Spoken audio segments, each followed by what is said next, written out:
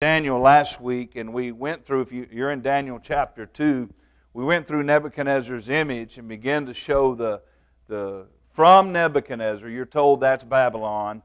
We look and took the nations that were next to reign in line, and we went through each one of them. I think it's fairly clear in the Scriptures to see the succession of the kingdoms throughout the Scriptures. And then we got to the iron mixed with the clay and explained how that Rome is mixed with so much, whether papal Rome or pagan Rome, it's all mixed up in our society. We gave none less than 19, 20 examples of how it's so interwoven with everything we do, okay, including our language, which is about 2/3 the language that came from Rome, okay.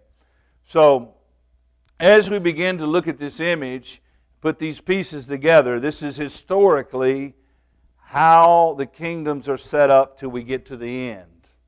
And then there's 10 toes at the bottom. Those 10 toes representing 10 kings that will rule in the last day, showing that it's shared power, right? We got NATO, we got United Nations. You know what those things are actually made up of? A core group of about 10 people who rule the nations that are part of ruling the entire world. Okay? That's what you see.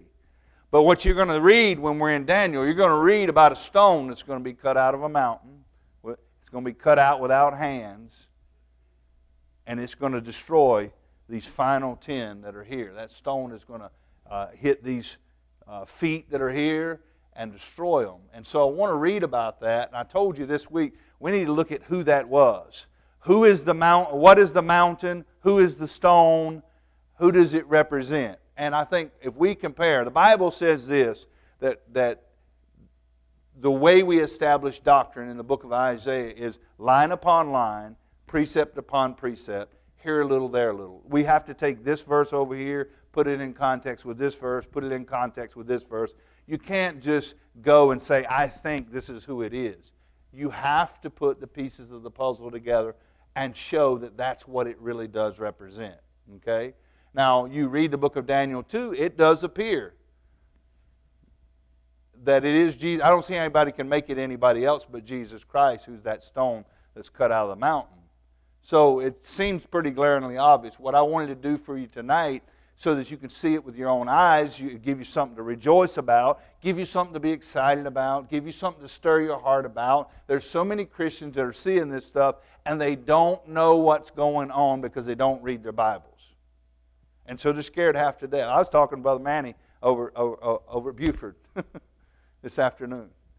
You say, what did you talk about? We both were so excited. We were more happy than a tick on a dog sucking that blood out, big old fat tick. We were just as content, happy, rejoicing, like we hit the lottery or something. You say, about what? He preached Matthew 24. I preached Matthew 24. We both started back and forth about how close this thing is to wrapping up. It is so close, y'all. We are so close to the end of this thing. That is not something to be scared about. That is not something to worry about. It's something for the Christian to rejoice about. We should be rejoicing. Listen, we see the signs coming to pass before our eyes. We see that we're living there in the last. And some people, preachers say, they've always looked for the coming of the Lord. Yes, but this is what we do know. This is what we do know. We are certainly in the iron mixed with clay. You cannot tell me we are not in the last days at least. There's no way you can argue that we're not at least in the last days. You can't. Because the next event that is scheduled to happen according to history is that Jesus is going to come back and judge all this. That's the next event that's coming. Let's look at that. Daniel chapter number 2.